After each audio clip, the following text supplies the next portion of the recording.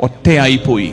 ഏകാന്തത ഇന്ന് നമ്മളെയൊക്കെ കാത്തിരിപ്പുണ്ട് കേട്ടോ. ചുറ്റും ഒരുപാട് പേരുള്ളപ്പോഴും ഒറ്റയായി പോകുന്നവരുണ്ട്, വീടുകളിൽ ഒറ്റപ്പെട്ട് ജീവിക്കുന്നവരുണ്ട്. മക്കളൊക്കെ ചിറക് വിരിച്ച് പറന്നകലുന്ന ഒരു കാലത്ത് ഇനി വാശി പിടിക്കരുത്, എന്നെ പരിചരിക്കാൻ എന്റെ ചുറ്റും എന്റെ മക്കളും എന്റെ ജീവിത പങ്കാളിയും കൂടപ്പുറപ്പുകളും ഒക്കെ കാണണമെന്ന് ഇല്ല. അത് യാഥാർത്ഥ്യമാണ്. ഒറ്റപ്പെടലിന്റെ ഒരു കാലത്താണ് നമ്മൾ ജീവിക്കുന്നത്. ദൈവം കൂടെയുണ്ട്. ഈ ഏകാന്തതയും ഒറ്റപ്പെടലും ഈ കാലത്തിന്റെ അനിവാര്യതയാണ്. എത്ര കാലം നമുക്ക് എല്ലാവരെയും പിടിച്ചു വെക്കാൻ പറ്റും?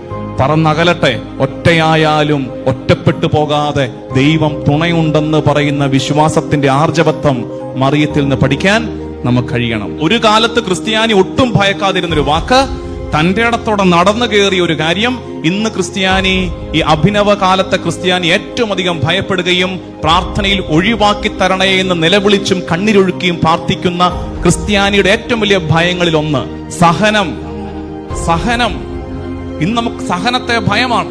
സഹനത്തെ, പ്രാർത്ഥനയൊക്കെ എന്താണ്? സഹനം എടുത്തു മാറ്റണേ, സഹനം തരല്ലേ എന്നൊക്കെ പ്രാർത്ഥനകൾ ചുരുങ്ങിപ്പോകുന്ന ഒരു കാലത്ത് മറിയം മാറി നിന്ന് ചിരിക്കുന്നുണ്ട്. ഹൃദയത്തിലൂടെ വാള് തുറച്ചു കയറുന്ന അനുഭവം ഉണ്ടായിട്ടും ഉലഞ്ഞു പോകാതെ ഉടഞ്ഞു പോകാതെ കാൽവരിയുടെ ചുവട്ടിൽ നിന്നവള് പറയുന്നു, സഹനം നമ്മുടെ ജീവിതത്തിന്റെ അനിവാര്യതയാണ്. പ്രിയമുള്ളവരെ, അതിനെ ഭയപ്പെടരുത്. കുരിശെടുത്തന്റെ പിന്നാലെ വരാൻ പറഞ്ഞവന്റെ അനുയായികൾ കുരിശിനെ ഭയക്കരുതെന്ന് മറിയം നമ്മളെ പഠിപ്പിക്കുന്നു. അതുകൊണ്ട് സഹനത്തിൽ ഉലഞ്ഞു പോകാതെ, സഹനം വരുമ്പോ പെട്ടെന്നൊരു രോഗം വരുന്നു, പെട്ടെന്നൊരു കടബാധ്യത കയറി വരുന്നു വീട്ടിലോട്ട്, പെട്ടെന്ന് വളർത്തിയ കുഞ്ഞുങ്ങൾ കൈവിരലുകൾക്കിടയിലൂടെ ചോർന്നു പോകുന്നു, ജീവിത പങ്കാളി പെട്ടെന്ന് ഒറ്റപ്പെടുത്തുന്നു, ഒരു വാക്കുകൊണ്ട് നമ്മളെ മുറിവേൽപ്പിക്കുന്നു. ഉടഞ്ഞു പോകാതെ, ഉലഞ്ഞു പോകാതെ, എല്ലാം നല്ലതായിട്ടിരിക്കുമ്പോ കർത്താവിനെ ഏറ്റു പറയാൻ ആർക്കും കഴിയുമല്ലോ.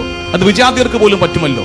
എല്ലാം തകിടം മറിയുമ്പോഴും താളം തെറ്റുമ്പോഴും അപ്പോഴും കർത്താവിൽ ഉറച്ചു നിൽക്കുവാൻ, തിരുഹിതം നിറവേറപ്പെടട്ടെ എന്ന് പറയാൻ തക്കവിധം വിശ്വാസത്തിന്റെ ആർജവത്വവും തന്റെ ഇടവും മറിയത്തിൽ നിന്ന് പഠിക്കണം. അതിന് കഴിയട്ടെ. ഈ ഭയങ്ങളെ അതിജീവിച്ച് ഭീരുത്വത്തിന്റെ ക്രിസ്ത്യാനി അല്ല നീ, ഭീരുവായ ക്രിസ്ത്യാനിയാകാതെ വിശ്വാസത്തിന്റെ തന്റെ ഇടമുള്ള, അഭിമാനമുള്ള, ധീരതയുള്ള ക്രിസ്ത്യാനിയായി ജീവിക്കാൻ മറിയം നിങ്ങളെ നിർബന്ധിക്കട്ടെ.